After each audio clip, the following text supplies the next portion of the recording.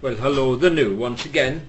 It's me, Leonard, broadcasting this from Studio B in the Giggle mill here in Haslingden near Manchester in the UK. As most of you will be aware, Studio B entitles me to the resident engineer Adolf Apfelstrudel. He's a very sweet chap from Berchtesgaden in Bavaria, and unfortunately for you, he's a very strict disciplinarian, and he refuses me more than 12 digital megaburgers per broadcast. This means, as most of you already know, there will not be time to let you see and hear my world-famously forgettable rendition of Nessun Dorma. I have two little tales this afternoon. One is about a man called Fred who goes into a bar in a town he never visited before, and he's wearing a nice suit with a very special brightly coloured tie. And he sits at the bar, and it's only just after opening time, and he's the only one there. So after the bartender's given him his drink, he goes off to start cleaning the glasses. So Fred sat there and he's quietly having a little sip of his whiskey, and the voice says, "I like your tie." So he looks round, can't see anything.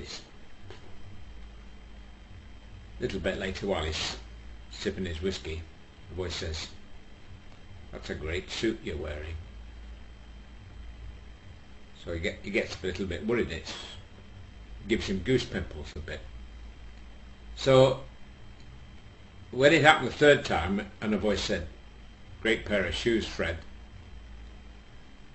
he calls the bartender from the back. He said, "Excuse me, bartender." He said, "Sorry to bother you." He said, "But there aren't any ghosts in this place, are there?" He says, "What do you mean?" He said, "I keep hearing voices telling me how smart I am and all the rest of it."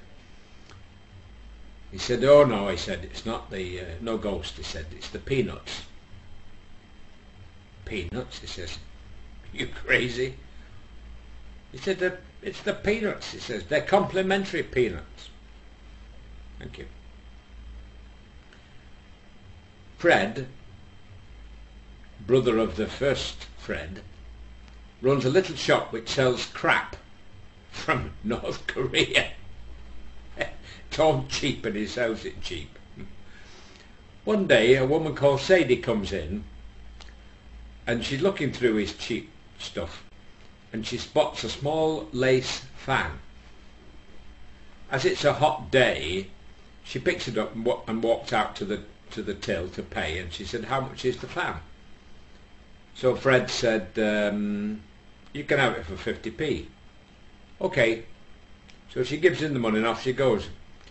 Next morning, Sadie comes back into the shop and she shows him what's left of the fan, and she says, "I only bought it from you yesterday and it's fallen to pieces." "So?" said Fred. "So I want my money back," said Sadie. "How much did you pay for it?" said Fred.